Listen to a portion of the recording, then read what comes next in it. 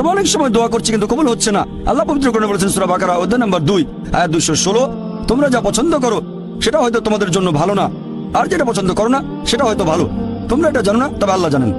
উদাহরণস্বরূপ ধরেন একজন তরুণ ছেলে, বয়স হয়তো 20 বছর, সে দোয়া করছে, হে আল্লাহ সুবহানাহু ওয়া তাআলা একটা BMW দিয়ে দাও। জানি না BMW নাম শুনেছেন কিনা, BMW মোটরসাইকেল, আমি চাই একটা BMW মোটরসাইকেল, খুব ভালো মোটরসাইকেল। ছেলেটা দোয়া করলো, আল্লাহ সাড়া দিলেন না। হয়তো আল্লাহ জানেন যে আল্লাহ যদি তাকে মোটরসাইকেল দিতেন সে অ্যাক্সিডেন্ট করতো, পা ভেঙে ফ্র্যাকচার হতো, পঙ্গু হয়ে পড়ে থাকতো। তাহলে এখানে আল্লাহ সুবহানাহু ওয়া তাআলা তার ডাকে সাড়া দিয়েছেন সাড়া না দেওয়ার মাধ্যমে। আল্লাহ তার ডাকে সাড়া দিয়েছেন সাড়া না দেওয়ার মাধ্যমে। আল্লাহ তাকে মোটরসাইকেল দেননি কারণ সে ভালো বান্দা, সে খুব ভালো মানুষ, সে যা যাচ্ছে তা ভালো হবে না আমি জানি, কিন্তু সে জানে না, তাই আল্লাহ দিচ্ছেন না। এভাবে আল্লাহ সাড়া দিচ্ছেন সাড়া না দেওয়ার মাধ্যমে। আবার কিছু লোকজন আছে, যেমন আল্লাহ বলেছেন পবিত্র কোরআনে সূরা বাকারা অধ্যায় নম্বর 2 আয়াত 15 ও 16, এখানে ভণ্ডদের কথা বলা হচ্ছে। আল্লাহ তাদের রশি দেবেন, তারা বিভ্রান্তের মতো ঘুরে বেড়াবে, তারা সম্পদ চেয়েছে আল্লাহ দিয়েছেন।